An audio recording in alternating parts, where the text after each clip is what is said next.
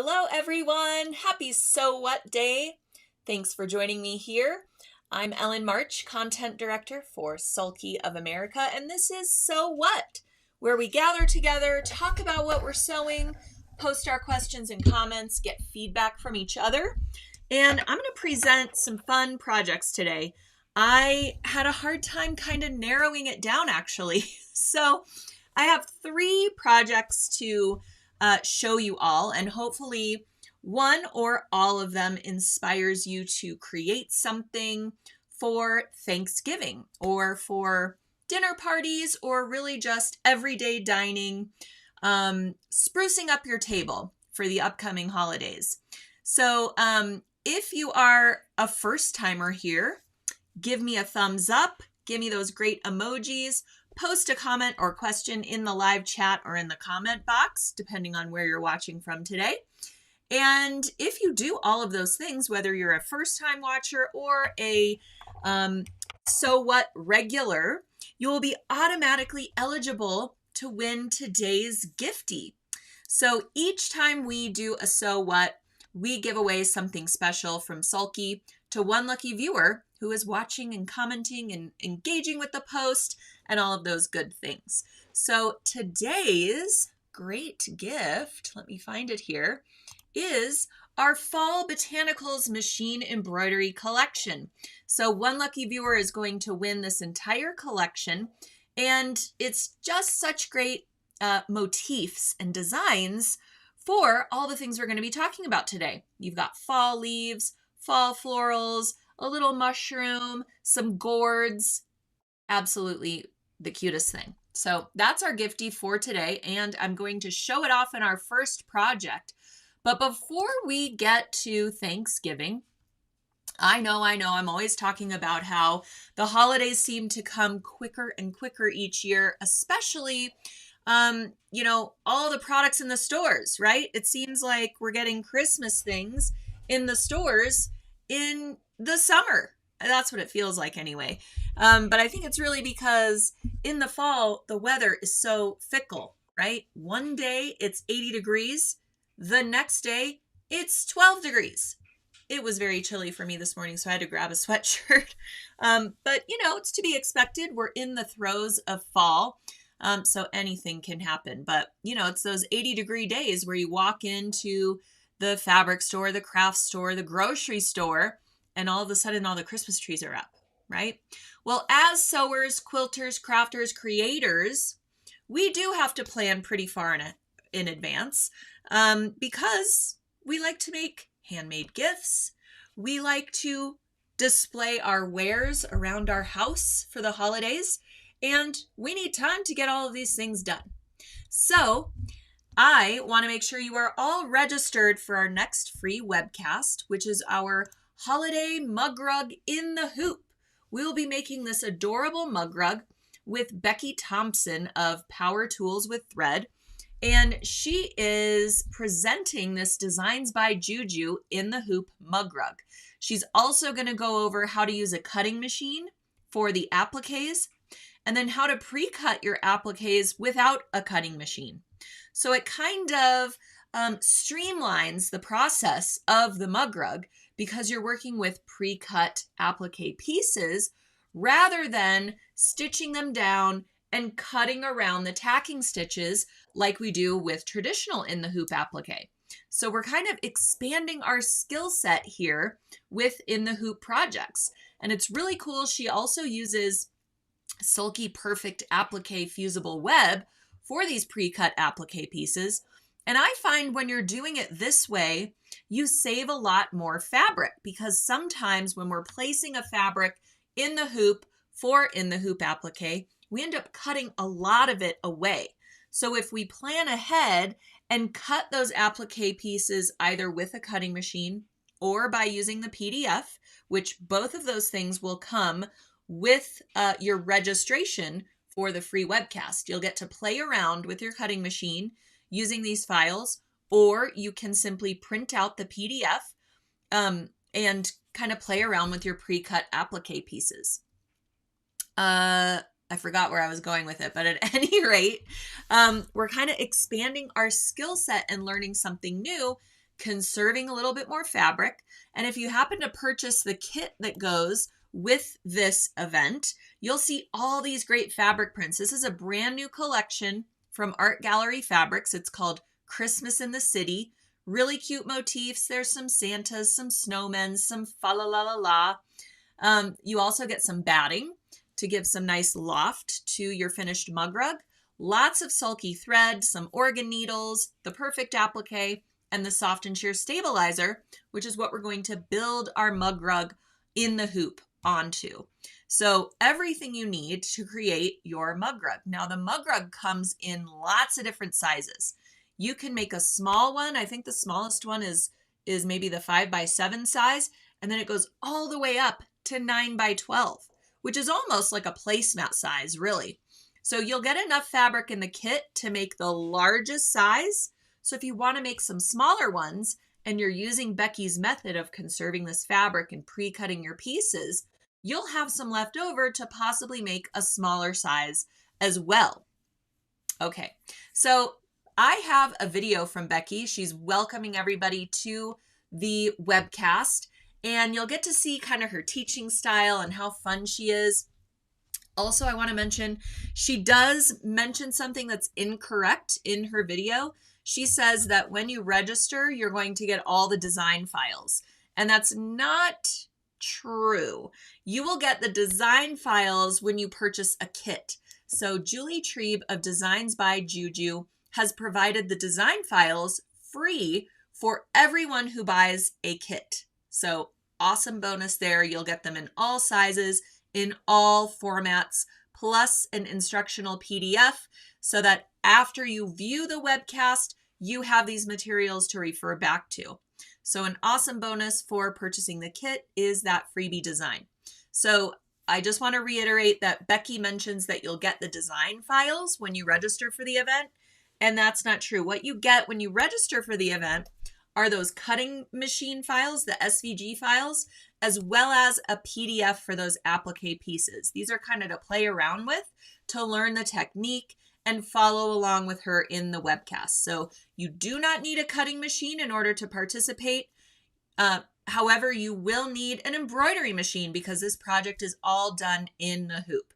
So I'm going to show you Becky's video, and then we'll come back and go into Thanksgiving. So we're kind of working a little bit backwards today. All right. Here is Becky Thompson of Power Tools with Thread. Hey everybody. Hi. It's Becky Thompson from PowerToolsWithThread.com. I am so excited to be working with Sulky for this webcast, and we're going to make this adorable Designs by Juju have a cup of cheer mug rug, but we're going to do it with a twist. I love to incorporate technology into my sewing room, and so we are going to have a skills building workshop on how to use your cutting machine and add that into your applique embroidery. To make this project, we're going to be using Sulky stabilizers and Sulky threads, including some Sulky sparkle, to add a beautiful little bit of glitz to our project. And we're going to use Sulky's perfect applique to adhere the applique pieces to the mug rug. You can use your cutting machine to make tiny intricate cuts in letters. You can use it to make sharp points in leaves, or you can even use it to add glitter vinyl to your projects. Included in this webcast, you'll not only get this adorable applique embroidery design in all sizes, but you'll also receive SVG cut files that you can use in any cutting machine. And if you'd like to do it by hand, there are also PDF printouts of all of the shapes for every size. So get that cutting machine out of the box and join me for this webcast. I can't wait to see you there. We'll talk to you soon. You guys go sew something. She is just the cutest thing. Okay, I really think you'll enjoy learning from Becky. She has a great YouTube channel with so many videos and lots of information as well. So I'm really, really excited that she's on board and joining us for this free webcast. So again, Becky mentions in that video that you will get the design files when you register for the video or for the webcast. That is incorrect. I wanted to edit the video before I showed it to you today, but I just didn't have time. So I want to reiterate that the design files come with purchase of the kit only, okay?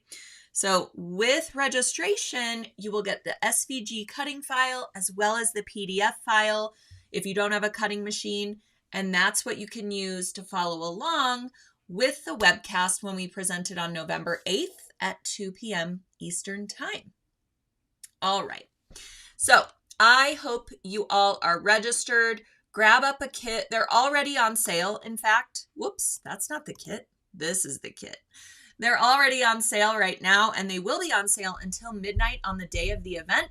But if you want to grab yours and make sure that it is in your hand when you're watching that webcast so you can kind of organize your thoughts, plan out your fabrics, and then after the webcast, you can follow along again. If you can't join us live, all of our webcasts, videocasts, and virtual events revert to an on-demand format once the live event ends. So as long as you're registered, you can head back to the event page, and the video will be there for you to watch, rewind, pause, fast forward, all of those good things so that you don't miss a minute of the instruction, and you can review anything. If you happen to be working through your project and you want the video to play right next to you, you can always pause and then continue on with your stitch out and then resume that video when you are on to the next step. So it's a really handy resource. And if you've never joined us for a virtual event before, all of our events can be found at sewingonline.sulky.com. You can browse the education offerings there. We also have a podcast that you can access through the education site as well. So if you haven't listened to our podcast yet, it's called Why I Sew. And we interview sewists, quilters, creators from all walks of life. And they talk about why they started sewing, what, helps motivate them and inspire their future makes. And everyone's story is a little bit different, and it's really, really inspiring, and I think you'll enjoy it. All right, so let's dive into Thanksgiving. It's coming up here soon. I know we have to get through Halloween first, and that's coming up. And we have just given you all so much Halloween content and inspiration that I hope you are ready for the big day. But let's move a little bit forward to Thanksgiving. This is our Fall Botanicals machine embroidery collection. I mentioned that this is our gift today for one lucky viewer who is watching, commenting, giving me those great emojis, somehow engaging with the post today. You will be automatically eligible to win the machine embroidery collection, Fall Botanicals. You do need to have liked the Sulky page on Facebook or subscribe to our YouTube channel if you're watching there. Otherwise, I won't be able to contact you if you are a winner. All right, so this is what we are going to show off today. It's also available with purchase of the palette. So we have a Fall Botanicals machine embroidery palette. This contains 10 spools of Sulky rayon thread in all of these beautiful fall colors. And with purchase of the palette, you get the machine embroidery collection included for free. So if you want all of the thread, it's really a great idea to just grab up the palette, and then you will have all these beautiful colors. Don't you just love this? I mean, it just looks like all the falling leaves around us right now. I just absolutely love this kind of muted fall color palette. All right, also available is our Fall Botanicals hand embroidery kit.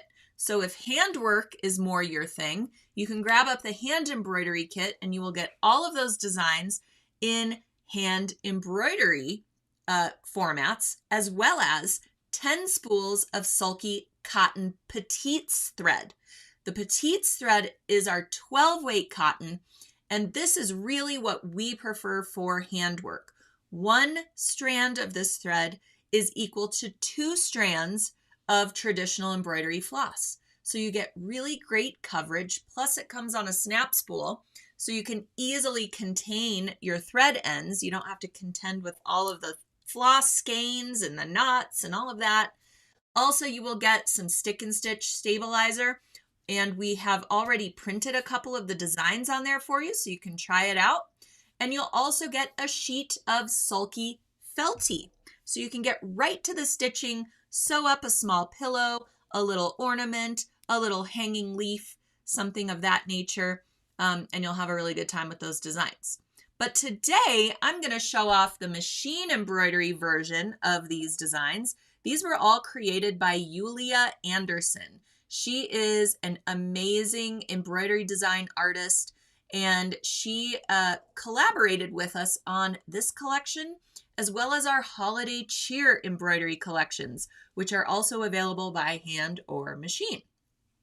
All right, so today I decided to show off these designs and make some napkins, because it just seems like when we get into these fall and winter holidays, we're doing a lot of entertaining. We're kind of staying in a little bit more because it's starting to get cold.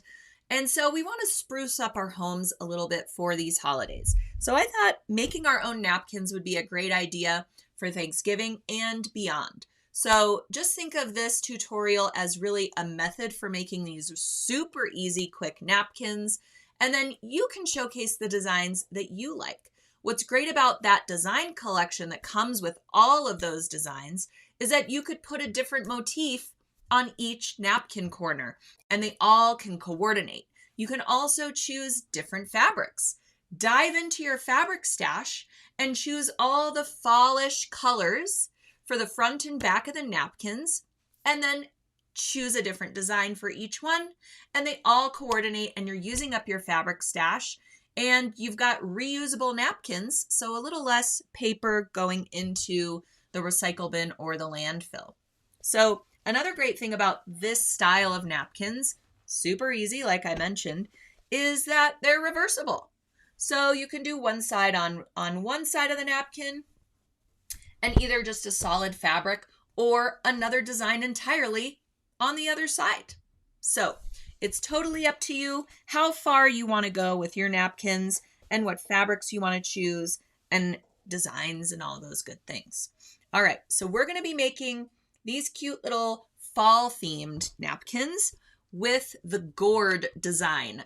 But again, you could choose any design from, let's show it again, the Fall Botanicals collection.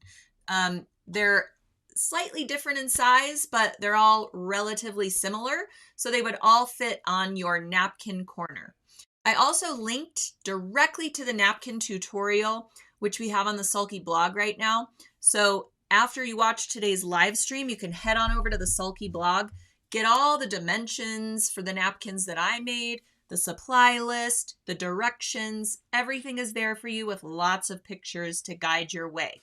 So you can just sit back and relax and watch. And then if you want the entire tutorial, head on over to blog.sulky.com or click the link in the description of today's post, and you will be able to get the full directions. All right, so first and foremost, we're going to gather those supplies. So you can create napkins in any size you like. You can create a cocktail napkin, a dinner napkin. You can create a larger napkin. If it always bothers you that napkins are just a little too short to fit on your entire lap, make them bigger. That's the beauty of sewing, right? That we get to control all of those things. Okay, I just hit something on my computer and I lost my place. There we go. All right, so I have cut my napkin fabric that I'm going to embroider, which is this orange with the pumpkins, and then my backing fabric, which is, you know, the opposite side of my napkin, just out of a brown fabric print that I had in my stash. Then I just grabbed up the 3 colors from the machine embroidery palette for Fall Botanicals that are featured in the gourd design. I also have a spool of thread that I'm using to construct the napkins, which is our 50 weight cotton thread. And then I have a spool of bobbin thread. That's what I'm going to use when I do the machine embroidery. I also have my handy curved tip squeezers that I always like to have on hand when I'm doing machine embroidery, as well as my rotary cutter and ruler. That's what I use to create my nice perfect square for my napkin fabrics. And then I'm using Sulky Tear Easy Stabilizer, and I'll get into that momentarily. All right, first we're going to mark our placement for the machine embroidery. Now again, this is personal preference. I liked the idea of putting my design right along that corner point so that when I fold the napkin and place it on the plate or in a napkin ring, it is right there front and center, right above the corner. But if you want to fold your napkin differently, if you want to fold it so that it is something like this, if you want to fold it like this and have, your silverware on top or, next to it, you can place your design in a different spot. So just keep that in mind. So right now I'm just measuring 2 inches in from the corner and from each side, and that's going to be the lower edge of my embroidery. So then I look to my color sequence chart. I see the size of the design, which you probably want to do first just to make sure it's going to fit where you want it on your napkin fabric, whatever size napkin you're making. So I marked the lower point of my design. Then I used a template or just measure the design size, length and width. And then I marked the center point of my design up from that bottom edge. Now I know where my design center point is on the fabric. All right, so I'm gonna load that design into the machine. And on my particular sewing machine, I have the option to baste around the design. I'm actually using this tool as a placement aid for my machine embroidery. But if you have a different placement technique that you like to do, by all means, do that just to make sure that you're going to get your design where you want it onto the fabric. But for me, I did a baste around the design function before I hit OK and sent my machine arm going and loaded the design. Now I'm going to hoop my stabilizer. So I used a magnetic hoop for this. You do not need a magnetic hoop. You can simply hoop your Tear Easy in whichever hoop you are using, whichever size that corresponds to your design. Now you'll see in this image, I have one piece of Tear Easy in the hoop. This was my test stitch out. And I gotta say, one sheet of Tear Easy was not enough to support the dense stitches in this gourd design. So I started stitching it out onto my fabric, which is just a quilting cotton, so pretty lightweight. And the puckering was unbelievable. So I stopped the stitch out right then and there, and using the same test, I floated another piece of Tear Easy under the hoop and started it again. The rest of the design test was perfect. So then I knew I needed 2 layers of Tear Easy stabilizer. So a test stitch out is always a good idea, especially if we're working with a special fabric or a fabric that we don't have a lot of. We need to make sure that we are conserving that and saving that for when we know our embroidery recipe, needle, thread, stabilizer, hoop is all perfect and ready to go. So now that I knew I needed 2 layers of stabilizer, I hooped those 2 layers. Now I've got 2 layers in the hoop. And I did my baste around the design function right onto the 2 layers of stabilizer. Not onto the fabric, but onto the stabilizer.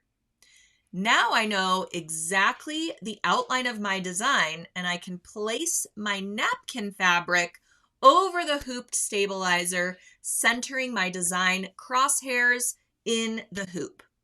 Okay, so I'm going to use a little bit of KK2000 to adhere my napkin fabric to that hooped stabilizer. All right, and you'll see in this image, you don't have to hoop your napkin with your stabilizer because you are doing hoopless embroidery. Because we're embroidering on that point, that napkin corner, the entire napkin can't fit in the hoop. So we're going to adhere our napkin to the stabilizer using the Sulky KK2000 temporary spray adhesive.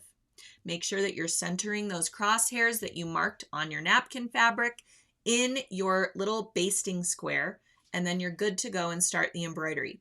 Now, if you're using a magnetic hoop, you have the luxury of actually hooping the corner of your napkin, because those magnets are going to hold your napkin in place over that stabilizer, making sure it doesn't come out of the hoop. So you do have two options. If you have a magnetic hoop, you can hoop your napkin fabric at this time. If you do not, you'll use the KK2000 and that based in the hoop function to ensure proper placement.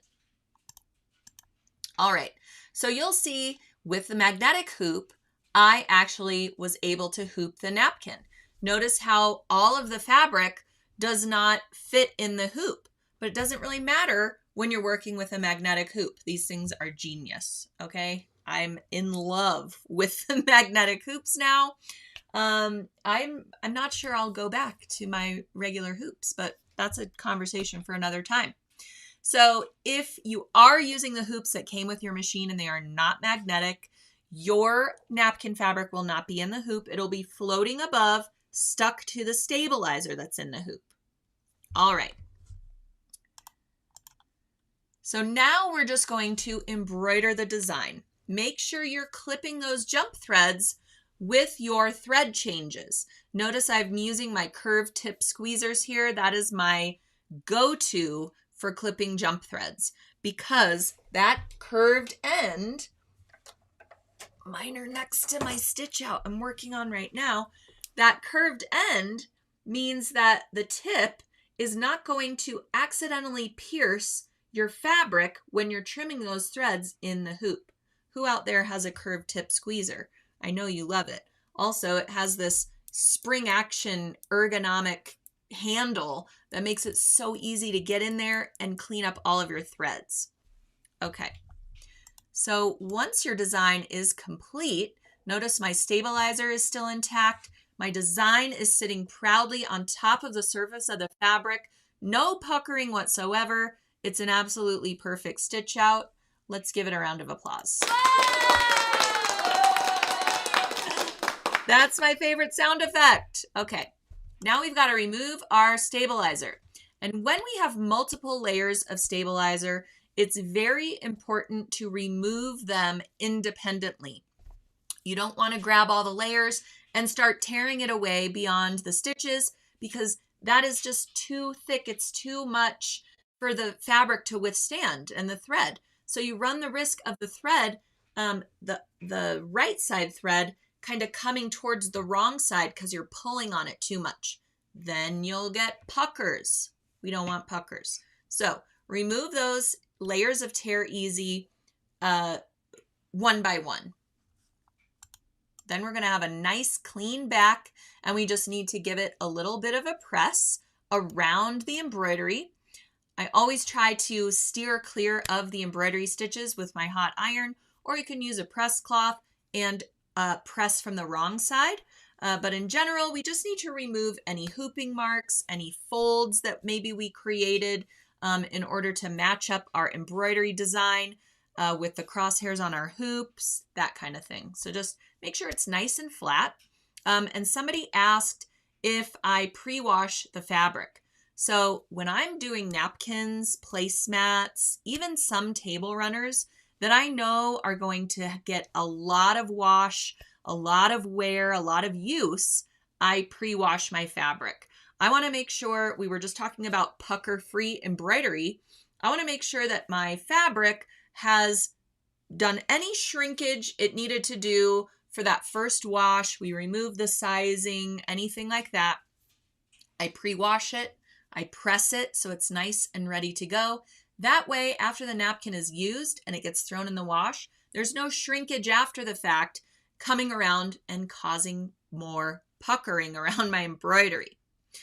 Okay, so now I've got my embroidered square and my backing square, And I'm just going to place them right sides together, matching all corners and edges, and pin the perimeter.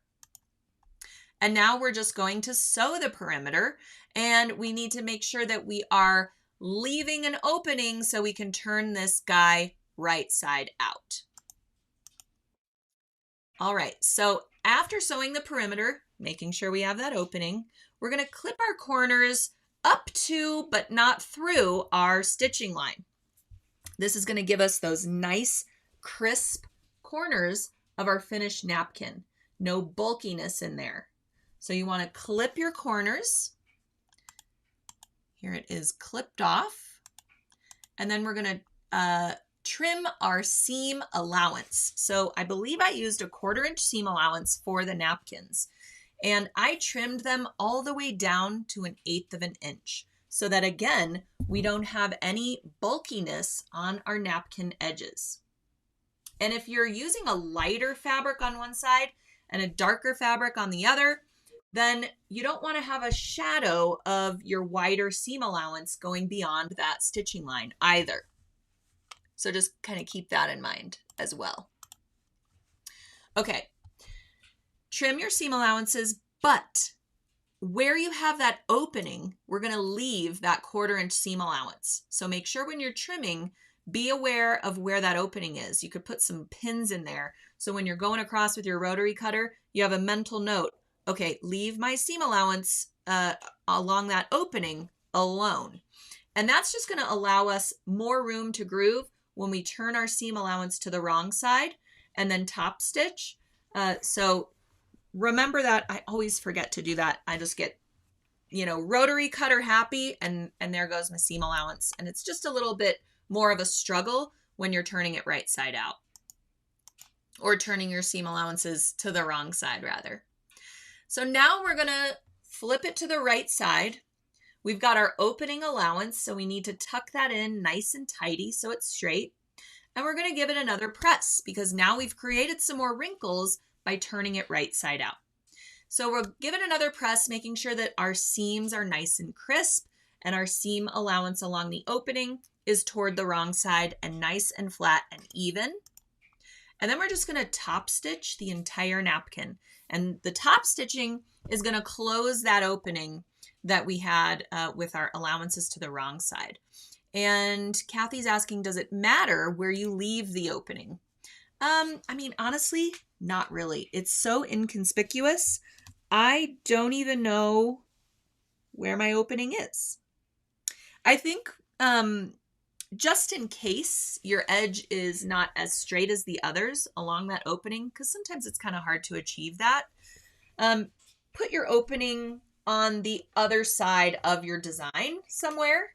So along this edge or this edge, and not near the corner. You want to be in at least 2 inches from the corner so that you get that nice corner point and your opening doesn't have to contend with that. So that would be my recommendation. Although again, it's so inconspicuous that it probably doesn't really matter. So that top stitching. Also, I did forget to mention that obviously we're using that rayon embroidery thread and the bobbin thread for the machine embroidery. Then we're going to switch gears and use the 50 weight cotton to construct and top stitch the napkin.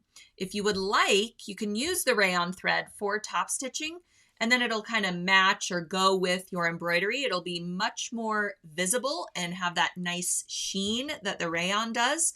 So I wanted something a little bit more blendy, something that would blend in better with my fabric. So I chose the 50 weight cotton in the needle and the bobbin for the construction and the top stitching. And when you use the 50 weight cotton, you need a 75-11 needle. So a much smaller needle. When you're doing the embroidery with the 40 weight rayon, you can use an 80-12 or a 90-14 embroidery needle would be perfect for this. All right, so just like that, we have a finished napkin. So you can really make a lot of these, showcase a lot of fun designs, and dress up your fall or Thanksgiving table. And so pretty, and the designs just really pop. You can't get something like this in the store, especially something that is of this quality. If you have some nice quality fabric, but you only have this size square in your remnant bin, then make your napkins all that size so that you can use your beautiful fabric. And again, it's double-sided, so you have the luxury of perhaps putting another design on the opposite side. And then this week we're showcasing gourds, next week we're showcasing leaves, or a different holiday. So super, super easy to whip out your own or whip up your own napkins and showcase lots of designs. All right, I'm going to go ahead and let's see here. I'm gonna go ahead and answer some of our questions. I just need to make note of where I am because I have lots of stuff to go over with you all today. Let's see. Oh, Jana says, I forget to change my needle with the thread sizes. I know, it's so easy to forget that. And then sometimes we'll have thread breakage or our bobbin is having issues. And it's because generally either our needle has dulled because we've done lots of embroidery and we plugged out a bunch of these embroidered napkins and forgot to change our needle after, a few of the stitch outs, or it's the wrong size needle for the thread. Eva wants to know, is there a guide anywhere to know which needles go with what weight of thread? Great question. So actually, on our resources page at sulky.com, and if you head to the Oregon Needles page at sulky.com, and you're looking at a particular pack of needles, you will see there are a bunch of images for that product. One of the images is a PDF that explains which type and size needle to use based on the technique that you're doing. And there is a tip sheet as well, I think, that you'll find there. So lots of resources you can find at sulky.com. Sharon says, if you have a smaller square, just add a strip around the edges and you have a new design.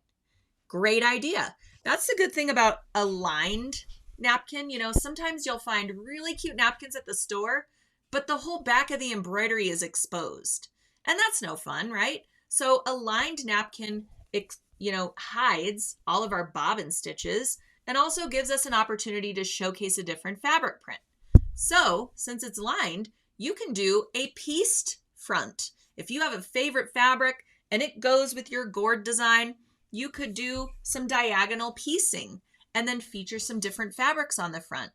And just make sure that your seam allowances get graded down. So if you use a 1/4 inch seam allowance, I would still trim those to 1/8 inch after you sew all of your piecing, just because we're working with this napkin. Or you could top stitch along all of those 1/4 inch seams after your napkin is complete, and then you have kind of a quilted napkin and your top stitching goes through all layers. So that's another option too. I mean, really, there are so many different ways to interpret and just use this technique as a springboard to do so many other things, anything you can think of. All right. I prefer to make my napkins, says Crystal, out of woven linen blends. No need for 2 layers of fabric, especially if you use colorful bobbin thread. Think bobbin works. Yes, so if you want to use a colorful bobbin thread, like a poly light that matches your poly deco colors, then the back of your embroidery is going to look just as beautiful as the front. So just another idea. Okay, what size is the napkin? Another great question and something I should have noted.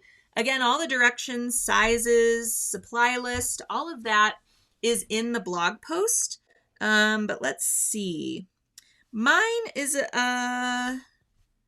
mine's 13 1/4 inches square. So, mine's totally random in size and based on the fabrics that I had at hand. So this isn't too big of a napkin, but it's perfect for a dinner napkin. You could make yours up to 18 inches. You could make yours 16 inches square. I think that's probably a little bit more standard than my 13 1/4 here that mine came out as. So the size is up to you. I would just make sure that if you're making 8, make them all the same so that one isn't, 18 inches, the other's 13. that would be a little wackadoo at your dinner party, but maybe a conversation piece. So it's all up to you. Okay. Do you use rayon thread for all the embroidery? Yes. So I worked with these colors that are in the Fall Botanicals machine embroidery palette, and these are all 40 weight rayon colors. The designs are digitized for 40 weight rayon. So that's what I used in the needle. And then in the bobbin, I used 60 weight bobbin thread, just in the white color. And if you want, you can use 60 weight poly light thread in the bobbin. And then you can choose colors, the same number and color name as the poly deco in the needle, or excuse me, as the rayon in the needle. You can choose poly light in the same colors and switch those out every time you switch out your top thread. And then, like I said, the back of your embroidery will look just as pretty as the front. So different options there. All right, Andrea says, I love your pumpkin fabric. What's the name and the company? Well, I just found it at my local Joann store on the Bolt with all the other fall fabrics. It's just a kind of yellowish, orangish print with cream colored pumpkins all over it. So these fabrics are just all over the place, at least at my local Joann Fabrics. So hopefully you can find something suitable. And then the brown that I used was just a blender print that I happen to have in my stash. I'm sorry, I can't even remember what the designer is or what collection that came from. It's just something I found in my stash. All right. Ella loves the look of those fall thread colors. I know. And with purchase of the palette, you get all the thread colors and all the machine embroidery designs included with your purchase. So it's really great. And again, if you like hand embroidery, you could do a hand embroidery design on your napkins as well using our Fall Botanicals hand embroidery kit. This, again, uses 10 spools of 12 weight cotton petites thread in those same yummy colors that we used for the rayon machine embroidery. So it all depends on which style of embellishment you want to showcase on your napkins. All right, so I had this lovely placemat hanging a couple of weeks ago when we were talking about Halloween, because I was just thinking ahead to Thanksgiving and fall and falling leaves and all these great pumpkin fabrics and things of this nature. So I got a lot of questions about what is this placemat? What is this wall hanging? And I'm just going to go over it with you all now because it's another great project you can make for your fall decorating. So this is actually a set of placemats that I used, another great pumpkin fabric, but I used Sulky Poly Sparkle thread in all of these designs. And you can see it's a polyester thread that has flecks of metallic running through it.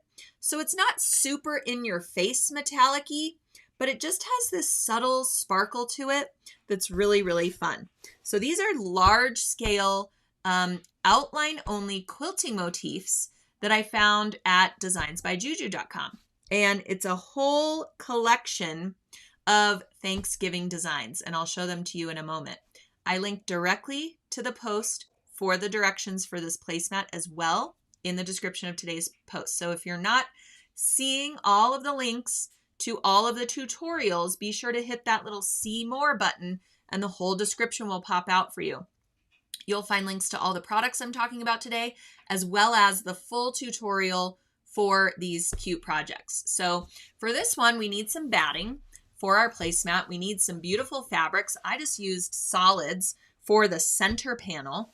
And then I chose this great pumpkin print for the side panels, as well as the backing for my placemats. And I used a different color for the center of each of the 6 placemats that I made. So I just grabbed a fat quarter pack of solids and then used the same print to tie them all together. I also started with the Fall Poly Sparkle Thread Assortment. This is an assortment of 6 spools of thread, and you can see all of the beautiful fall colors that are pictured here. I used a different spool thread for each one of the designs. So again, a different color background fabric and a different poly sparkle. So I made 6 placemats and I used all of the 6 colors in the Fall Poly Sparkle sampler. And then I used the 50 weight cotton to construct the placemat in the same way that I did for the napkin, but we just have a little bit of piecing along the sides to add that fun fabric. And for the top stitching, I also used the poly sparkle thread to sort of tie in the design. Now on the back for the top stitching, I have the 50 weight cotton. So just a little bit lighter weight thread in the bobbin, but you could also use poly sparkle in the bobbin. For the embroidery, however, you want to use a lighter weight thread. Poly sparkle is a 30 weight polyester thread. So we need a larger needle. A 9014 embroidery needle is great. And we need a lighter weight bobbin thread. 60 weight bobbin thread is going to be just fine. Or you can even use 40 weight polyester thread that coordinates or matches with your Fall Poly Sparkle sampler here. When you are choosing designs for this, the reason I went with these large scale quilting designs is because since they are outline only designs, I can substitute a heavier weight thread. Even though these are digitized for a 40 weight thread, I'm going heavier with the 30 weight poly sparkle. So I can't have a lot of fill stitches, filled areas, or triple stitches, things like that, because my stitches would start to kind of overlap on each other, and it's not a nice flat filled in area. They're kind of, it's kind of bunchy, and it can get too dense, right? So we need to make sure if we are substituting a heavier weight thread in an embroidery design that is not digitized for that thread, that we choose a nice open design with lots of straight stitches. And you can see, since these are quilting motifs, the stitches are much longer than they would be in a more traditional outline style embroidery design. So by choosing a quilting design, do you see how those stitches are long? So we can substitute that 30 weight thread and have confidence knowing that it's going to work out for these types of designs. So first things first, we're going to import the design into our machine and hoop up our fabric. So what I did was I started with a layer of soft and sheer stabilizer, which is a permanent cutaway stabilizer. Then I put a layer of my low loft batting. Then I put my solid fabric on top, and I made a quilt sandwich using the KK2000, and I hooped the entire sandwich. No backing fabric. My backing fabric is actually the soft and sheer stabilizer. Everything's nice and lightweight, but all smushed together using the KK2000. Then I hooped that in the biggest hoop I had that accommodated the embroidery design and started sewing it out. You can see how pretty this is with the poly sparkle. And you get kind of a trapunto, lofty effect when you embroider through that layer of batting. If your hoop does not accommodate the batting that you're using, you can do hoopless embroidery and hoop the soft and sheer, and then stick together your cotton fabric with your batting and float that over the hoop, sticking it to the stabilizer with more KK2000. Everybody with me? Give me a thumbs up. Okay. When our embroidery is complete, we're going to add those side panels. Since our center panel has that layer of batting and soft and sheer, did I say soft and sheer extra originally? Because it's just soft and sheer. The extra means that it's fusible, and you don't necessarily need a fusible stabilizer for this. All right. Thanks, everybody. So for our side panels, we want to create the same weight that we have for that center panel. So first, I adhered a piece of batting to my two side panels so that they are the same weight as my center panel. And I sewed my seam allowance to attach my two side panels to my center embroidered panel. Then we're going to press our seam allowances open and top stitch them down. And that kind of manages that little bulk we get from the batting that's in our seam allowance. So here I am top stitching along one side, and then you can just flip her over, top stitch along the other side. And now we have our finished placemat top. So you're going to repeat this if you're making 6, 8, 12, however many you're making. Repeat this. I would suggest creating all the tops, then going and finishing and adding all the backing. So for this, I did almost the same exact thing that I did for those napkins. I put my backing fabric over my embroidered front placemat, sewed along the perimeter, left that opening for turning it right side out, clipped my corners, and then I top stitched. So now you've got your finished placemat. So this is the cute little turkey design. And then this is the pilgrim hat with family on it. That one's still in the hoop. And then we have this really pretty fall bouquet with a ribbon. And you can see, even though I use slightly different fabric colors, different thread colors for the embroidery, I tied it all in with my fabrics along the side panels and the backing. There's that turkey again. And let's see, I showed you the pumpkin pie, right? And then this is that bouquet. These are all included in one collection. And they come in a few different sizes, I believe, too. Here is the pilgrim hat. Don't you love that little hint of sparkle? Here is the turkey that I just showed you. And then also, this one I didn't show yet. Here's another turkey before it goes on your table, right? Here's the wild turkey with the sparkly thread. So these have kind of been around the block, stored in my storage drawer, so they're a little bit wrinkly, but absolutely love them. I think you'll enjoy making them. It's a beautiful design collection and looks even better using that poly sparkle thread. All right. Lots of people saying how cute. And yes, the designs are from Designs by Juju. I grabbed up the whole collection. It's a quilting motif fall Thanksgiving collection. If you go to the Sulky blog post, you can link right over to Designs by Juju. I mentioned the design and where to get it in that blog post as well. All right. Loving the sparkle. Thanks, Deb. Sparkle shows up better on the darker fabric. You know, photos and video really don't do this thread justice. It's really hard to see just how pretty and how much they pop and sparkle.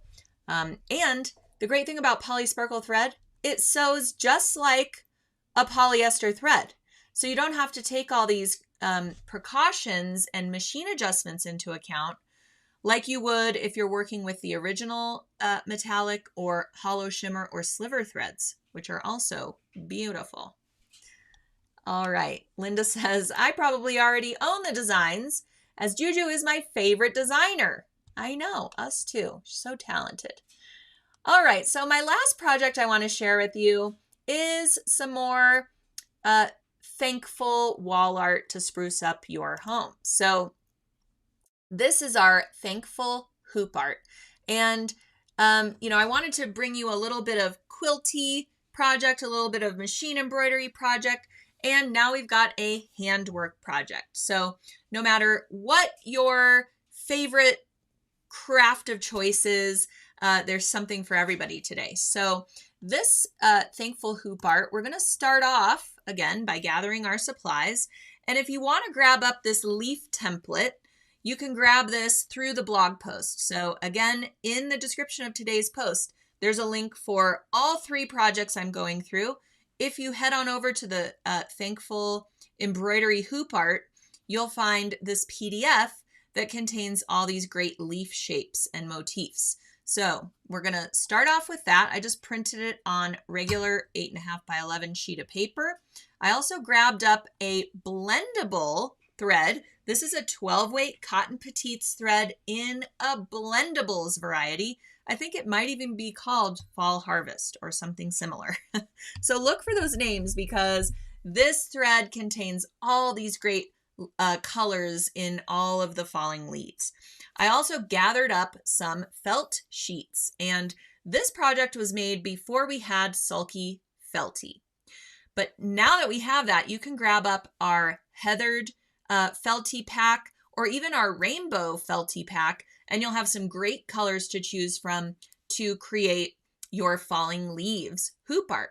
You also need a piece of ribbon, and you also need a wooden embroidery hoop so that you can hang your hoop art kind of like a wreath on your front door, or just some wall art where you are displaying some other pretty fall decorations. So first we're going to hoop the piece of felt or the felty that we're using for the background. And this is a pretty mottled, heathered felt color. So that is totally your choice, what you want as your background fabric or background felt rather. And then we're going to cut out some of those leaves using that leaf PDF. Sorry, my chair got stuck there for a sec. So cut out the leaves that you want to create for your hoop art. And we're going to use those as our template to create tons of leaves in those great fall colors. So however many leaves you want to display. I just started cutting out leaves here and there of each of the colors that I had shown here. And then I played with the placement on my hoop. So here I am just using that leaf template to cut out lots of leaves of different sizes, shapes, all of that good stuff. So I played with the placement and just positioned some, overlapped them, placed them along the upper edge of the hoop, and I kind of like that, but I thought I want a little bit more color here. So then I did sort of a leaf spray along the side of the hoop, and that's really great if you're just going to showcase maybe a monogram on the hoop, but I was going to write the word thankful, and it was just not going to fit with all of these leaves. So I went along the bottom edge of the hoop. Do I like that the best? Then I decided to do 4 groupings along the hoop. So this is really your chance to get crafty and have some fun with it. So once you've kind of decided on the placement, I think I skipped ahead, but at any rate, once you decide on the placement, I just used a little bit of a fabric glue stick, or you could use the KK2000, spray the back of your leaves or apply the glue stick and position them where you want them on your background felt. That way, when you're stitching along, they aren't moving and shaking and you don't have to deal with pins while you're doing your handwork. So now I have threaded my hand needle with 1 strand of the Sulky 12 weight cotton petites blendables, and I'm just stitching along the center of each leaf using a running stitch, and then I stitch the outline of each leaf. It is as simple as that, and you can start with the lower leaves and then stitch the upper leaves, or I tried to start with the leaves that were actually on top because some of my stitches were going to go through both layers where they are overlapping, and that really helped hold down my pieces even more than the glue stick or the KK2000. Oh, here's my glue stick. I did have it out of order. Oh, here was another idea where I just had leaves all around the outside, and this really makes it look like a really beautiful leaf, but they were extending a little far beyond that outer hoop ring. And while I could have just sewn through the leaf itself and not the backing fabric, I just decided to go a different direction. All right, so here is my finished leaf cluster along the upper edge of my hoop with all of the stitching, and it's done in one spool of thread, that Blendables thread. So we get a random color pattern from that thread that kind of ties all of these leaf colors together. Now we want to add our word or our monogram or whatever we want to say onto our hoop art. So I decided to write the word thankful, and I just measured how tall I wanted my letters to be, and I drew 2 lines, and then I just wrote out the word thankful in the style that I wanted. I used a Sharpie marker to make sure it was nice and dark, and then I transferred it to my felt tee or my felt sheet, which is still in the hoop. You could do it before it's in the hoop, but I just found I wanted to tack my leaves down with the hand embroidery stitches first so that I could place my lettering where I wanted it and it wouldn't interfere with the leaves. So I transferred the word after I had already hooped my hoop art, and I used a light box to transfer thankful onto the right side of the felty. And I just used a fabric marker. Make sure you test the fabric marker that you're using to make sure it's going to, be easy to either wash away, iron away. However that fabric marker gets removed, make sure that it will remove from the felt fabric. Depending on what your felt is made of, if you get a woolly felt or the felty, which is polyester and it's washable and really great. But depending on what it's made of and what kind of fabric pen you're using, I just want to make sure that it will disappear as intended once your embroidery is complete. All right, so transfer that and then simply start hand embroidering along your letters. So I just used a simple back stitch for the lettering and tried to make sure that my stitches were nice and even. One of the tips that I have seen all over the place actually is to take your thumb, put your ruler next to it, and make a couple of markings, maybe 1/8 of an inch apart, or if you want your stitches longer, you can go 1/4 of an inch apart. Just make a little mark on your actual thumb, and then when you're sewing, you could put your thumb up against the letter and use that to gauge how far apart to place your stitches, and then just wash that away once you're done. All right. Here is the finished hoop art, and we just need to finish it up and trim away the felty edges. So just turn over your hoop and trim the felt just beyond that hoop perimeter. You could leave it a little bit longer and then run a line of hot glue on your embroidery hoop and then press the edges of your felt into the hot glue. And that would be a permanent hoop art. And now you can bring that out for the fall holidays every year.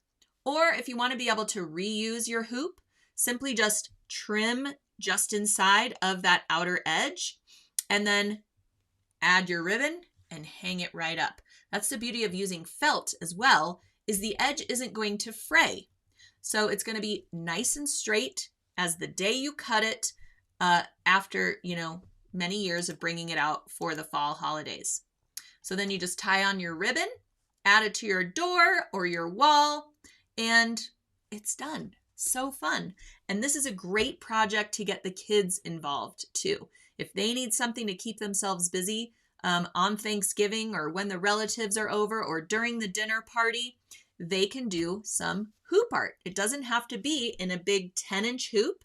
You could get a smaller 6-inch hoop at sulky.com. Give a little sheet of felt to all the kids, teach them a couple of easy hand embroidery stitches, and they're on their way and they have something to keep their little hands busy while the food is being prepared. So a really great activity and a fun, crafty project to dress up your home for the fall holidays. So I'm going to go ahead and answer some more questions if we have them. Oh, Sandra says, just don't sew your thumb. If you're marking your thumb to gauge your seam your stitching length, don't sew over your thumb. All right. Susie Q says for kids placemats, they could color them. Also, a silverware pocket on the side would be nice. That is a great idea. So you could simply sew a pocket or a little opening, right, into the side panel and stick your silverware in there. Really great idea. Also, using a light colored fabric, doing your stitching lines and having them color them in using either the Sulky heat transfer pens or a fabric marker. Then you can heat set it, and then year over year, they can see what they did when they were 5 years old or what have you, and it could be a keepsake placemat that they get to use for the rest of their life. Really cute little gift, nice heirloom project, and again, something to keep the little hands busy while everyone else is cooking, talking, enjoying the dinner party. All right. Oh, Linda, thankful for these ideas. Thank you, Linda. Oh, Linda's commenting about my sergers over here. Glad to see somebody else has more than one serger. How about some serger projects?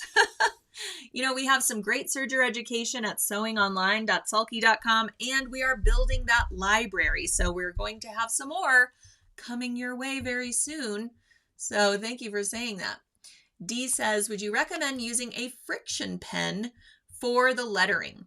So it could work. I just really want you to test that friction pen because now they have so many, right? There's friction highlighters, friction pens, like these ones used to be like the original.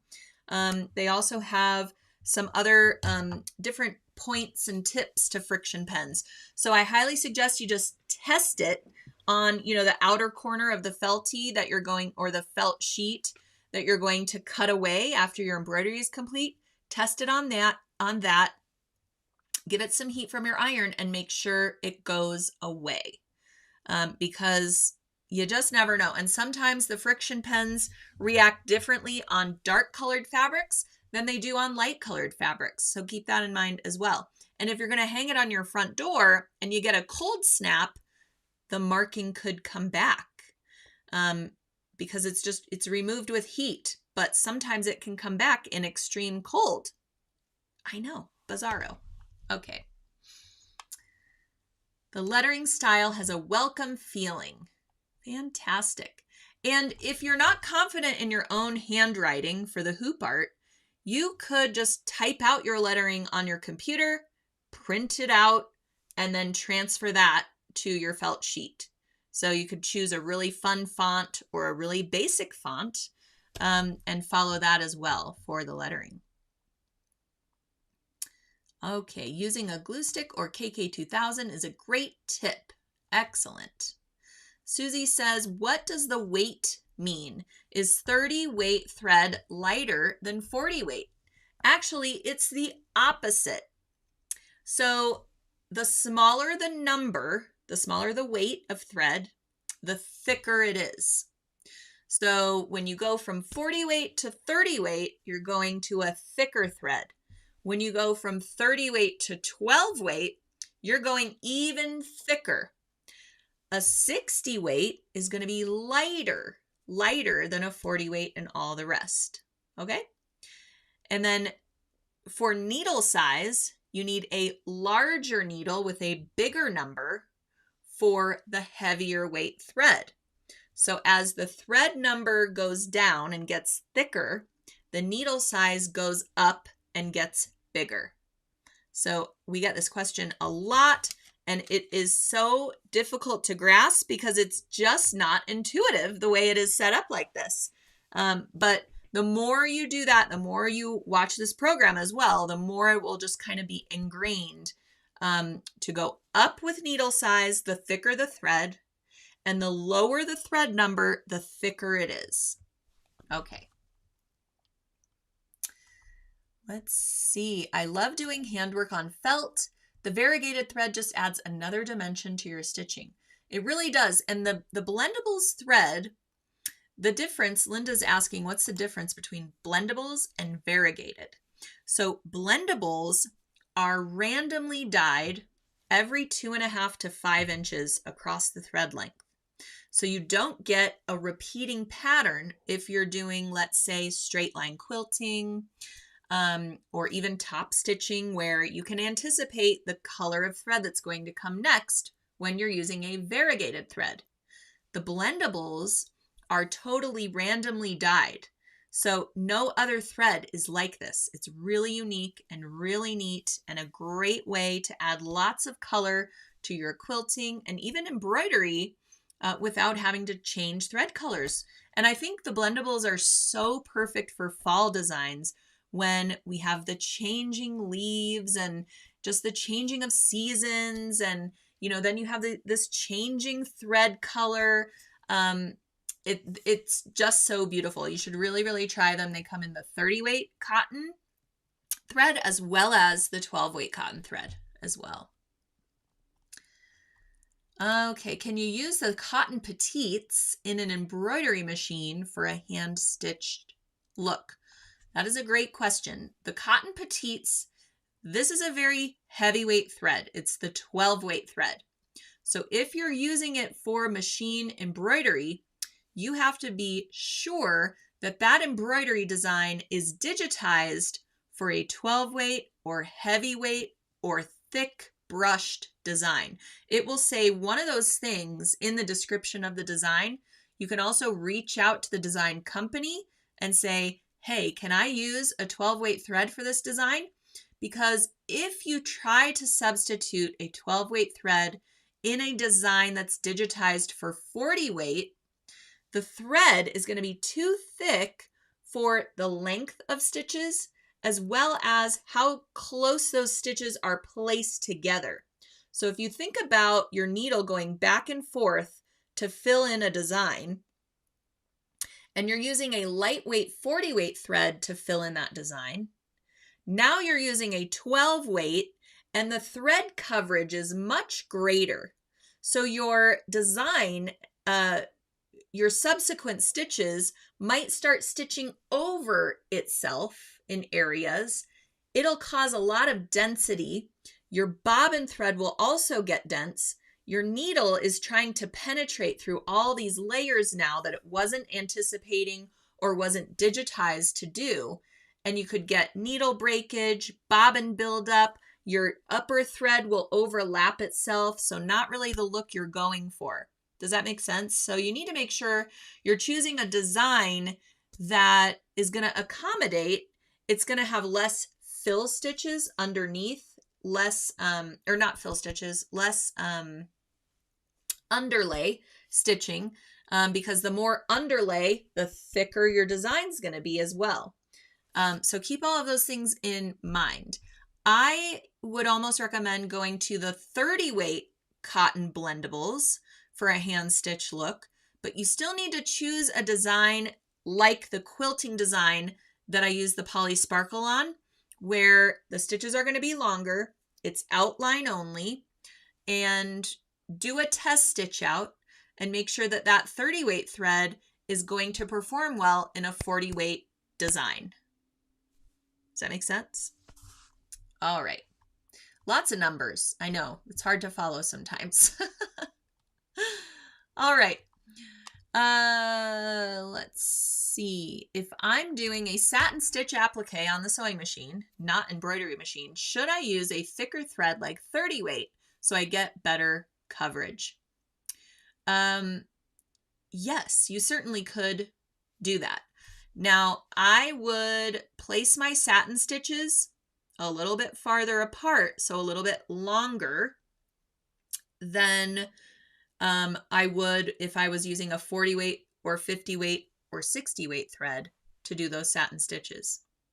So just make your stitches a little bit longer so that each stitch has enough room to not overlap the previous one while you're doing your satin stitches. And always, always, always test stitch a little sample using the same environment that you're going to use when you go to do your actual applique on your pretty fabric. So if you're using a quilting cotton, use a scrap of quilting cotton. If you're using batting, use a scrap of that. If you have a layer of perfect applique fusible web in there, make sure that's in your sample too. If you're using a stabilizer, which I highly recommend when you're doing satin stitch applique, because it prevents your fabric from doing that tunneling that can happen when you're doing your satin stitches. Adding a layer of stabilizer under your fabric will keep it nice and flat. Make sure, I'm sure you know what I'm talking about when I say that tunneling in between your satin stitches. So make sure you have the same environment on your little test square that you're going to use. And once you have everything all figured out, you can move to your final fabric and do your applique using that beautiful 30 weight thread. Make sure you're sizing up your needle to a 90-14 when you use that 30 weight, whether it's cotton or polysparkle. Okay.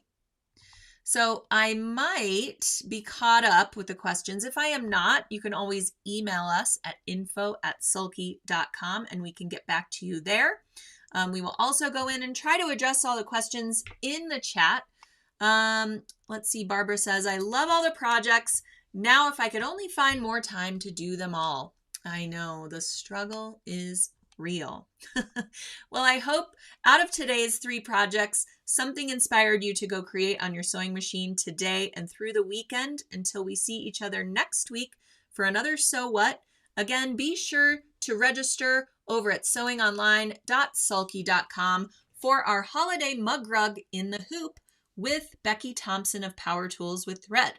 With purchase of your kit, you will receive the Designs by Juju Have a Cup of Cheer mug rug files absolutely for free. Thank you so much to Designs by Juju for providing that to everybody who purchases a kit. So grab that up. It's at a great, great deal on sale now until the day of the event. So I hope you all enjoyed. I enjoyed spending a little bit of my afternoon with you. I know you have lots of choices for where to view your content and tutorials that you can sift through, and I really appreciate that you spend that time with Sulky every Tuesday. So I will see you next week for another So What. Have a great rest of your day, everyone.